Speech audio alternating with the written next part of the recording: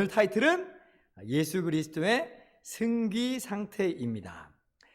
주님의 낮추심이 있어요. 그러나 주님의 낮추심으로 끝난 것이 아니라 주님이 높아지셨다라고 하는 거죠. 우리 지난 시간에 한번 기억을 더듬으면서 한번 답을 한번 해봅시다. 예수 그리스도께서 스스로 낮추신 상태는 어떠한가? 답을 읽어볼까요? 시작. 그리스도께서 자신을 낮추신 상태는 잉태되시고 탄생하시며 사시고 죽으시고 죽은 후 부활하시기까지 우리를 위하여 자신의 영광으로부터 자신을 비우시고 종의 형상을 입어 낮아지신 것이다. 친히 사람이 되셨어요. 하나님 영광을 가리시고 율법 아래 복종하시고 고난당하시고 십자가에 달려 죽으시기까지, 그리고 무덤에 장사되셨죠. 왜 그렇게 낮추셨어요? 우리를 높이시기 위해서, 우리를 부요하게 하시기 위해서, 우리를 구원하시고자 그렇게 낮추신 거예요. 그런데 주님께서는 그렇게 낮추심으로 끝나지 않고 오늘 타이틀과도 같이 높아지십니다. 높이 들림을 받으세요. 오늘 우리가 살필 내용이 바로 그 부분이에요. 주님의 높아지심, 주님의 높이 들리심을 우리가 함께 나눌 것입니다. 대우리분다 51번. 자, 그럼 그 높이 들리심은 이제 뭐냐? 그리스도의 높이 들리심이라는 것은 무엇을 말하는가? 여러분 답을 한번 읽어볼까요? 시작.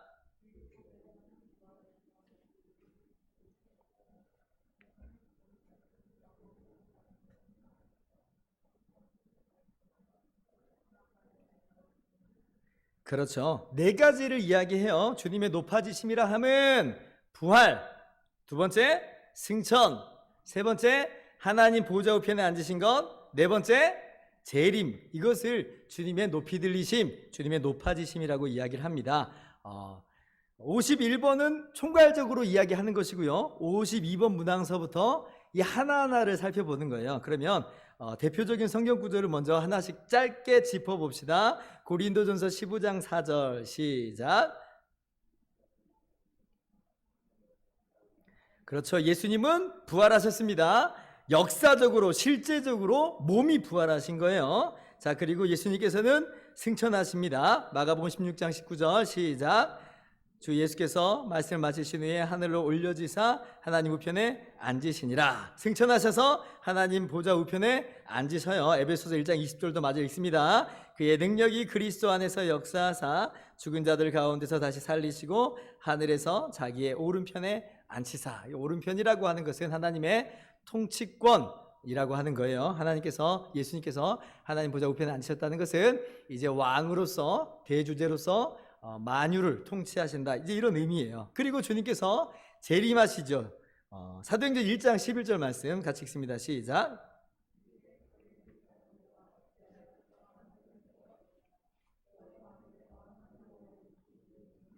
하늘로 가심을 본 그대로 오시리라 하였느니라. 예수님께서 승천하시고 나서 제자들이 뻔히 이게 쳐다봤어요. 이게 지금 어떻게 된 건가?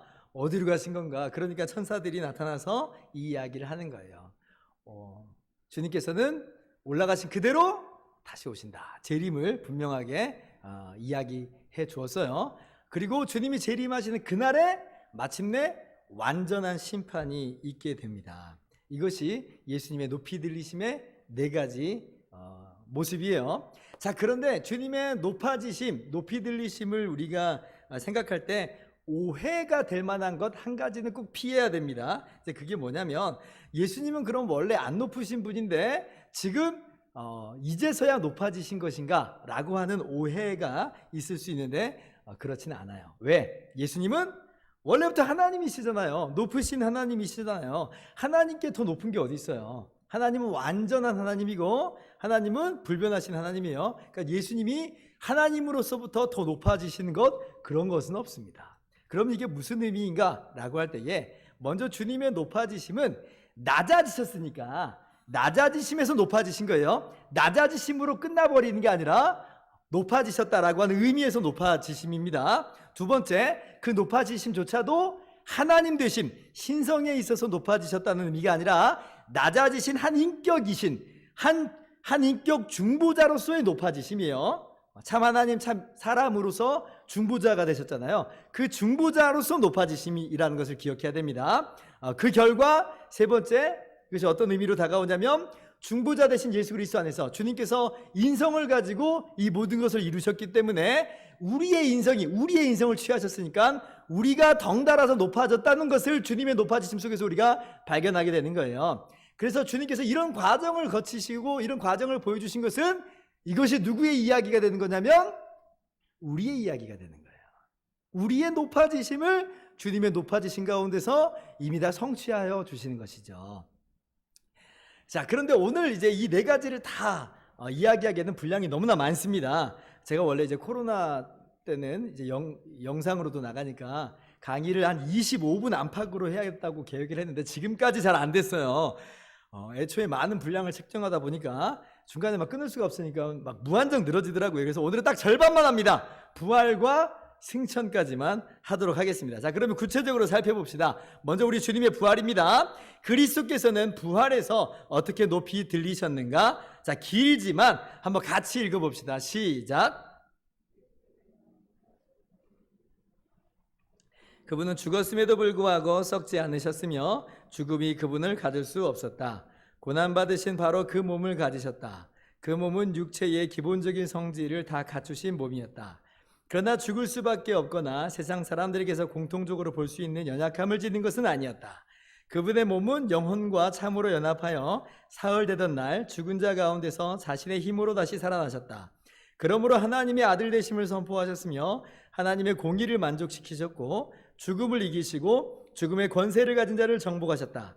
그리하여 산 자와 죽은 자의 주가 되셨다. 그뿐 아니라 그리스도께서는 모든 것을 교회의 머리 되신 공인으로서 행하셨다. 신자들에게 의롭다함을 주시고 그들을 은혜 가운데 생동하게 하시며 원수와 싸울 때 도우시며 마지막 날에 그들이 죽음에서 부활할 것을 확증하셨다. 굉장히 길게 설명되어 있죠.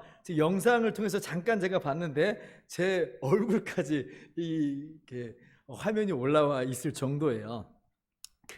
크게 세 가지 부분에서 주님의 이 높아지심이다, 이 부활은 주님의 높아지심이다라고 하는 거예요. 먼저는 썩을 몸이 썩지 않는 몸이고, 그리고 영광의 몸, 그리고 영원한 몸으로 다시 살아났다는 의미에서 이 부활이 높아지심이에요. 그리고 두 번째는 주님의 부활로 말미암아 모든 만물의 주가 되신, 온 세상의 주가 되신 의미에서의 높아지심이고, 세 번째는 교회의 머리가 되심, 이 세상의 주가 되심하고 좀 다른 개념입니다. 언약 관계예요. 택한 자들의 머리가 되심, 대표가 되심이라는 의미에서 주님의 부활이 높아지심이다라고 하는 거예요. 자, 그러면 하나하나 살펴봅시다. 자, 주님의 이 부활, 이 높이 들리심이라고 할 때 사실 우리 몸이 어떤 몸인 줄을 좀 알아야 돼요. 죄로 인해서 우리가 타락한 이후로는 우리 몸은 다 썩어버릴 몸이 됐어요. 낮아진 거예요. 주님이 바로 그 몸을 취하신 거예요. 그런데 주님이 부활하셔서 썩지 않게 되신 거예요. 그래서 높이 들리셨다, 높아지셨다라고 하는 거죠. 사도행전 1장 24절 27절입니다. 제가 하나를 더 넘겼나요? 맞나요? 네. 자, 같이 읽어봅시다. 시작. 하나님께서 그를 사망의 고통에서 풀어 살리셨으니 이는 그가 사망에 매여 있을 수 없었습니다. 이는 내 영혼을 음부에 버리지 아니하시며 주의 거룩한 자로 썩음을 당하지 않게 하실 것이미로다.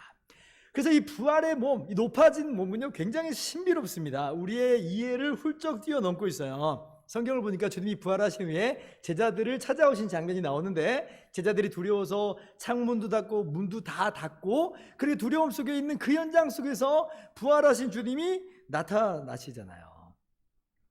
주님이 영혼으로 나타나신 게 아니에요. 주님께서 뭐라고 말씀하세요? 누가복음 24장 보니까 내 손과 발을 보고 나인 줄 알라. 또 나를 만져보라. 보라, 영은 살과 뼈가 없으되 너희 보는 바와 같이 나는 있느니라. 주님이 부활의 몸으로 나타나셨다는 거예요. 굉장히 놀랍죠. 그러니까 썩지 않고, 또 그리고 이렇듯 신비합니다. 영광의 몸이에요. 그래서 높이 들리셨다라고 하는 거죠. 우리의 몸이 어떻게 될 거라는 거예요? 이렇게 주님의 몸과 같이 영화롭게 변하게 될 것입니다. 그리고 주님의 이러한 부활 생명은 잠시 잠깐 있다가 없어질 부활의 몸, 부활의 생명이 아니라 영원한 부활 생명이죠. 로마서 6장 9절 시작.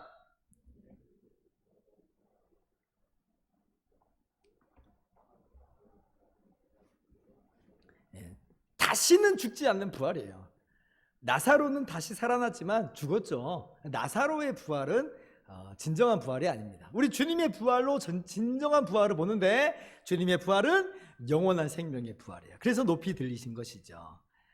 그래서 높아지셨다라고 하는 첫 번째 의미는 우리의 썩을 몸이 썩지 않고 영화롭게 되고 그리고 영원한 생명으로 살아나는 것이구나. 주님이 그렇게 살아나셨고 그렇게 높아지셨구나라는 것을 우리가 알아야 돼요. 자, 그러면 이 주님의 높이 들리심, 이 부활의 높이 들리심은 누가 그렇게 하신 것인가? 예수님이 수동적으로 그렇게 살아나심을 받은 것인가라고 할 때에 그렇지 않아요. 성경을 보면 분명하게 주님이 다시 스스로 얻을 권세가 있다 이야기합니다. 요한복음 10장 18절 보면 이를 내게서 빼앗을 자가 있는 것이 아니라 내가 스스로 버리노라. 나는 버릴 권세도 있고 다시 얻을 권세도 있으니 이 계명은 내 아버지에게서 받았노라 하시니라. 성경은 그래서 아버지께서 살리셨다라고도 말하지만 그리스도께서 스스로 다시 얻었다라고도 말해요. 둘 다 맞아요. 왜냐하면 예수님은 성자 하나님이기 때문에 그렇죠. 그래서 예수님의 부활이 말하는 건 뭐냐면 예수님이 진짜 하나님이시구나라는 것을 증명한다라고 이야기하는 거예요. 이것이 성경이 말하는 바예요. 로마서 1장 4절 시작. 성결의 영으로는 죽은 자들 가운데서 부활하사 능력으로 하나님의 아들로 선포되셨으니 곧 우리 주 예수 그리스도시니라. 그래서 부활은요, 예수님이 원래부터 높으신 하나님이심을 드러내는 거예요. 그런 의미에서 사람들로부터 진정으로 높임을 받으세요. 그게 높아졌다라는 의미예요. 실제 하나님이 됐다는 게 아니라 그제서야 하나님 됐다는 얘기가 아니에요. 이거는 하나님이셔요. 그제서야 사람들의 눈이 열려서 예수님이 하나님인 줄을 알게 되는 것이죠. 인정하는 거예요. 모든 무릎이 꿇게 됩니다. 지금 예수님의 발 앞에 모든 무릎이 꿇고 있는 것 같지 않아 보이는데요. 지금은 그렇지 않은 것처럼 보여도 장차 주님이 다시 오실 때에 모든 무릎이 그 발 앞에 꿇게 된 것을 우리는 볼 것입니다. 여러분 이거 믿으셔야 돼요. 여기는 사탄도 예외가 아니에요. 사탄도 예외가 아니에요. 예수님의 이러한 부활은 사망의 권세를, 마귀의 권세를 끝장내셨다는 의미에서도 높이 들리심이에요. 히브리서 2장 14절 읽습니다. 시작.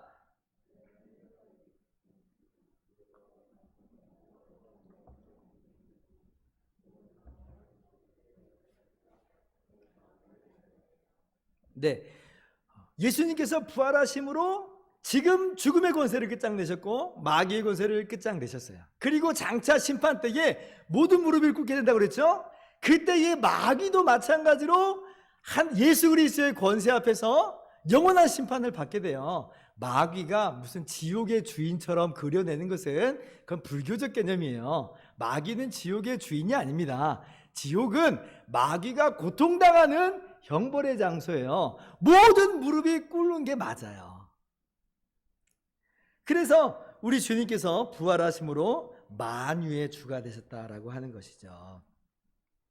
예수님께서 죄의 권세를 깨뜨리셨어요. 지금까지 마귀가 이 죄를 가지고 사람을 하나님으로부터 떨어뜨렸고 결국 죽을 수밖에 없게 만드는 하나님의 이 심판받게 만드는, 그래서 자기가 마치 사망의 왕인 것처럼 행세하고 다녔어요. 그런데 이제는 더 이상 마귀가 그런 걸로 사람을 흔들 수 없어요. 우리를 흔들 수 없어요. 왜? 우리는 비록 여전히 때때로 죄를 짓고 살지만 그래서 우리가 저주받고 영원히 멸망받는 건 아니에요. 왜? 주님께서 죄의 권세 깨뜨리셨어요. 모든 죄와 저주와 사망을 짊어지고 십자가에서 죽으시고 모든 형벌, 대가를 치르시고 부활하심으로 주님과 함께 우리가 살아나 버린 거예요. 우리가 높아진 거예요. 그러니까 더 이상 죄가, 사망이, 마귀가 우리를 해할 수가 없습니다. 여러분 이것도 믿으세요? 그러니까 주님의 이 높아짐은요, 이 한 가지 한 가지가 사실 우리들의 높아짐의 모습이에요.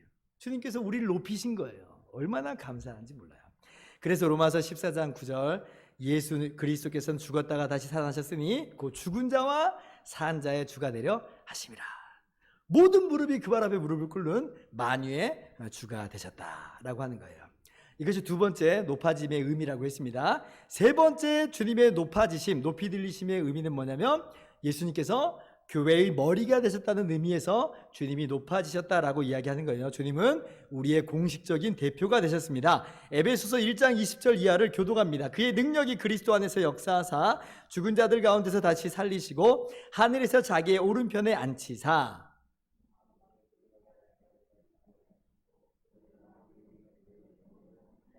같이요. 교회는 그의 몸이니 만물 안에서 만물을 충만하게 하시는 이의 충만함이니라. 예, 주님께서 교회의 머리가 되셨어요. 주님이 높아지셨다라고 하는 것은 우리의 머리, 우리의 대표가 되셨다라고 하는 의미로구나, 그렇게 아시면 됩니다. 그래서 부활하신 주님, 교회의 머리가 되신 주님께서 교회에게 영생을 주세요. 교회와 하나가 되셨으니 주님의 생명이 우리의 생명이 되는 것이죠. 고린도전서 15장 21절 22절 사망이 한 사람으로 말미암았으니 죽은 자의 부활도 한 사람으로 말미암는도다. 22절 같이요.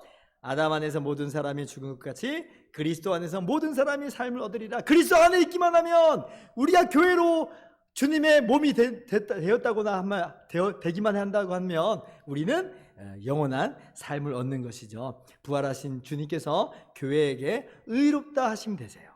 예수는 우리가 범죄한 것 때문에 내줌이 되고 또한 우리를 의롭다 하시기 위하여 살아나셨느니라. 부활하신 주님께서 우리의 의가 되어주세요. 그래서 우리가 의롭다함을 얻는 거예요.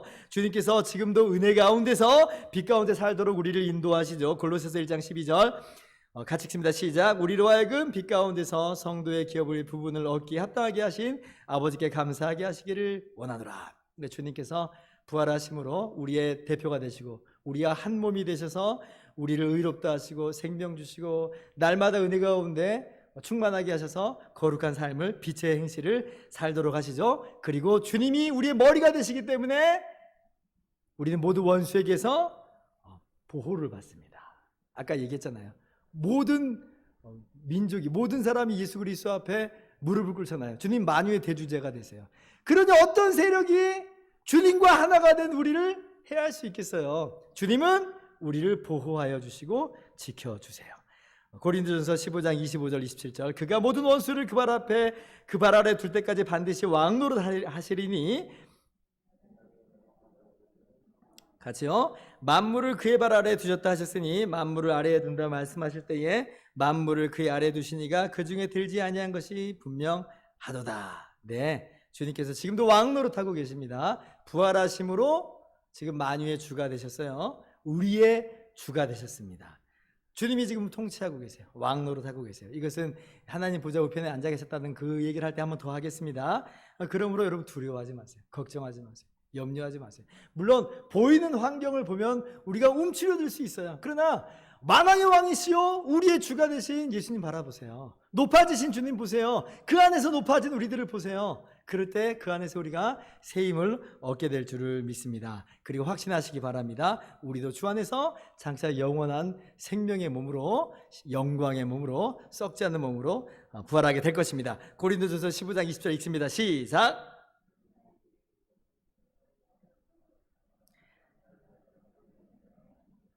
아멘. 첫 열매가 되셨어요. 그리고 우리가 그에 따라서 열매가 된다라고 하는 것이죠. 그래서 주님의 부활이 높아지심이라고 하는 그 의미를 우리가 세 가지로 살펴본 거예요.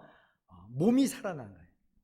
썩지 않고 영광의 신비의 몸으로, 그리고 영원한 몸으로. 두 번째는 만유의 주가 되신 거예요. 세 번째는 교회 머리가 되신 것. 이것이 높아지신 것이다. 부활의 높아짐의 그 의미라고 하는 것을 여러분 아시면 됩니다. 자, 그러면 주님의 높아지심 두 번째, 예수님의 승천을 봅시다.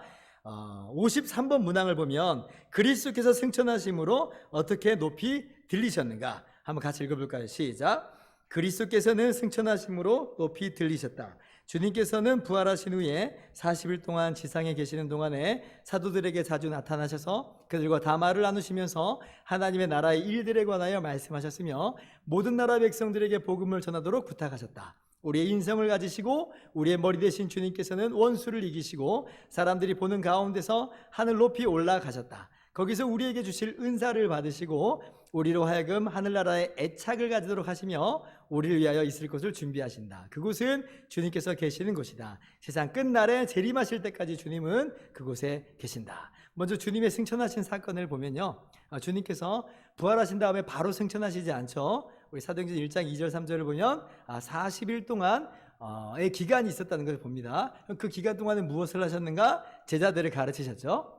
자, 그리고 부활하셔서 만유의 주가 되신 예수님께서 그 제자들에게 무엇을 내리시냐면 파송 명령을 내리세요. 마태복음 28장 18절 이하를 보면 예수께서 나와 말씀하여 이르시되 하늘과 땅의 모든 권세를 내게 주셨으니 19절 그러므로 너희는 가서 모든 민족을 제자로 삼아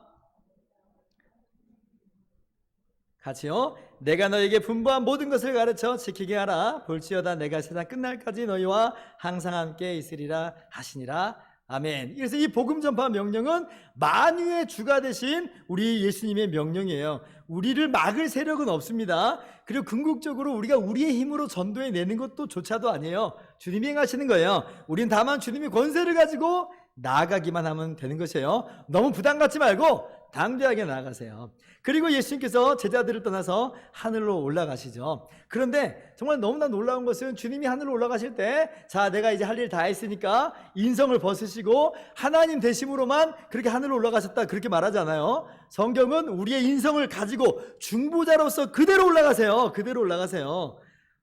얼마나 놀라운 일인지 몰라요. 그 얘기는요, 우리가 있을 것이 이제 그것이란 얘기예요. 주님의 그 인성의 올리심은 우리가 장차 그렇게 높임 받는다는 것을 여러분 한시도 잊으면 안 돼요. 얼마나 우리에게 찬란한 영광의 미래가 예비되어 있는지, 그리고 지금도 우리가 누리고 있는지를 꼭 기억해야 됩니다. 그럼 목사님, 그 하늘은 도대체 어떤 하늘이에요? 참 궁금해요. 저도 잘 몰라요. 궁극적으로는 하나님 보좌 우편에 앉으셨지만, 아까도 얘기했듯이 그 우편이라는 것은 통치권의 개념이에요. 어디 구체적으로 계시는가? 모릅니다. 물리적으로 신비의 영역이라고 보는 게 좋아요. 왜냐하면 인성을 가지고 가셨기 때문에 어떤 장소적인 개념을 그 안에 분명히 가지고 있어요. 그러나 그것이 그러면 우주 저 어디 반대편 끝에 있는 어떤 곳을 말하는 것이냐? 그거일 수도 있지만 그건 아닌 것 같아요. 저는 어느 쪽을 더 선호하냐면 초우주의 장소라고 생각해요. 초우주의 장소. 분명히 장소적 개념을 갖고 있지만 우리가 알 수 없는, 우리의 이해로 담아낼 수 없는 또 신비의 영역에 주님께서 올리우셨다라고 보는 것이 올바르게 저는 해석한 것이다 생각을 합니다. 어쨌든지 간에 성경이 더 말하는 것을 금하고 있기 때문에 여기까지만 말하는 게 좋을 것 같아요. 그래서 우리 주님의 이 승천, 하늘로 올리우심은 승리의 개선식이에요. 모든 것을 성취하시고 우리를 끌고 하늘로 올라가신 것이거든요. 에베소서 4장 8절입니다. 같이 읽습니다. 시작. 그러므로 이르기를 그가 위로 올라가실 때에 사로잡혔던 자들을 사로잡으시고 사람들에게 선물을 주셨다 하였도다. 비록 주님의 승천의 장면은 소수의 제자들만 보았어요. 120명만 어쩌면 보았을 거예요. 그러나 하나님 나라에서는 수만 수천의 천사들이 주님의 승천의 그 장면을 보면서 환호성으로 박수 쳤을 거예요. 승리의 개선식이다. 그리고 우리도 주님과 함께 높이 올림을 받았다 기억하시기 바랍니다. 이 높이 올리심을 받은 주님의 승천이 우리에게 가져다주는 그 의미는 무엇일까요? 하나하나 살펴봅시다. 첫 번째, 주님이 그래서 올려주셨다, 더 이상 이 땅에 없다 라고 하니까 마치 그러면 주님이 우리를 내버려 두신 것이냐, 우리를 피하러 가신 것이냐, 쉬러 가신 것이냐, 완전히 떠나가신 것이냐, 그렇지 않아요. 높아지신 거잖아요. 우리의 높아짐이라고 했잖아요. 그러므로 그것은요, 바로 지금 우리에게 더 좋은 것을 주시는 거예요. 우리가 지금 주님 없이 홀로 이 땅에 버티고 있는 개념은 아닙니다. 주님의 승천을 그런 식으로 오해하지 마세요. 나중에 뭐 더 이야기하지만 성령을 보내신 것도 더 좋은 것에 그런 의미가 분명하게 있죠. 주님은 우리를 피하여 올라가셨던, 쉬러 가신 것은 그런 것 아니다. 주님은 충만하게 하시는 거예요. 충만하게. 만물을 충만하게 하신다. 우리를 충만하게 하시려고 올라가신 거예요. 지금도 우리를 충만하게 하세요. 자, 그리고 주님의 승천이 우리 가운데 주는 유익 두 번째는 뭐냐면 우리의 본향이 어디인 줄을 보였죠. 주님의 승천 이전에는 우리의 본향이 어디인지 긴가민가 했을 텐데 주님이 승천하신 걸 보면서 우리의 본향은 저기구나라는 것을 제자들이 분명히 알았을 거예요. 이 땅이 전부가 아닙니다. 이 땅이 전부가 아니었던 거예요. 할렐루야. 이 땅에서 우리가 좀 부족하게 살았어요. 연약하게 살았어요. 연약한 육신을, 병든 육신을 안고 살았어요. 그러나 여러분, 이게 끝이 아니에요. 이게 전부 아니에요. 우리의 본향은, 우리의 진짜는 우리 주님 승천하시면서 보여주셨어요. 저 하늘이로구나. 우리의 시민권은 저 하늘에 있어요. 우리의 시민권은 하늘이고 우리는 위에 속한 사람이, 그래서 우리가 사모하는 것은 이 땅이 아니라 저 천국을 사모하게 하셨습니다. 이것이 주님의 승천이 우리로 하여금 깨닫게 하시는 바예요. 그리고 주님께서는 승천하셔서 거기에서 우리를 위해서 거처를 예비하고 계시죠. 요한복음 14장 13절 읽습니다. 시작. 거처를 예비하면 내가 다시 와서 너희를 내게로 영접하여 나 있는 곳에 너희도 있게 하리라. 주님이 거처를 예비하신다고 하는 이 구체적인 의미는 좀 잘 모르죠, 사실. 우리가 천국을 감히 상상할 수도 없으니까. 근데 대충 제가 두 가지로 생각을 하고 있는데, 첫 번째는 우리가 진짜 실제로 구할 영광의 장소를 준비하고 계신다라고 하는 의미가 하나 있고, 또 하나는 이 땅에서 택함받은 우리를 그 수가 차기까지 부르시고 인도하시고 보호하신다는 의미도 아울러 담고 있다고 이렇게 봐요. 주님은 아무튼 거처를 예비하고 계세요. 그래서 장차 우리를 그 나라로 인도하세요. 그 나라가 진짜 나라예요. 이 땅의 하늘과 땅은 종이 축저처럼 사라지고 불타버릴 것이에요. 이건 잠시 잠깐 있다가 없어진 안개와도 같아요. 막 혼백이 떠돌아다니는 나라를 상상하지 마세요. 몸이 있는 나라예요. 진짜 나라예요. 리얼 월드. 주님의 승천이 우리 가운데 약속하는 바죠. 그 나라를 바라보면서 살아가는 우리가 됐으면 좋겠습니다. 아무튼 주님께서는요, 승천하셔서 거기 계셔요. 거기 계셔요. 주님의 인성이 여기저기 나타나는 것으로 오해하지 마세요. 로마 가톨릭은 성찬식 미사를 할 때 마치 그 떡이 주님의 몸으로 진짜 바뀌어서 인성이 거기 있는 것으로 이야기하지만, 그래서 우리 개신교는 그렇게 이야기하지 않는 거예요. 주님의 인성은 거기 계셔요. 거기 계셔요. 우리 다만 영적으로 임재하시는 주님을 먹고 마시는 것이라 제가 성찬식마다 그렇게 이야기를 하죠. 오히려 성령으로 우리를 지금 주님 계신 곳으로 올리우셔서 우리가 거기에서 주님을 먹고 마시는 게 성찬식이에요. 성찬식은 이 땅의 행사가 아니에요. 하늘의 행사, 하늘의 행사. 우리가 하늘을 누리는 것이 성찬식입니다. 하늘에서 주님을 누리는 거예요. 얼마나 복된 그런 시간인지 몰라요. 아무튼지 간에 주님께서는 지금 승천하셨다는 것이 마치 우리를 피하여 가신다든지 떠나가셨다든지, 그래서 우리는 너무나 불쌍하게 처량하게 이 땅에 홀로 남겨있다든지 그런 식으로 오해하지는 말기를 바랍니다. 주님은 승천하심으로 높아지셨어요. 그리고 우리도 그 안에서 함께 높아졌고 또 높아질 것임을 여러분 믿으시기 바랍니다.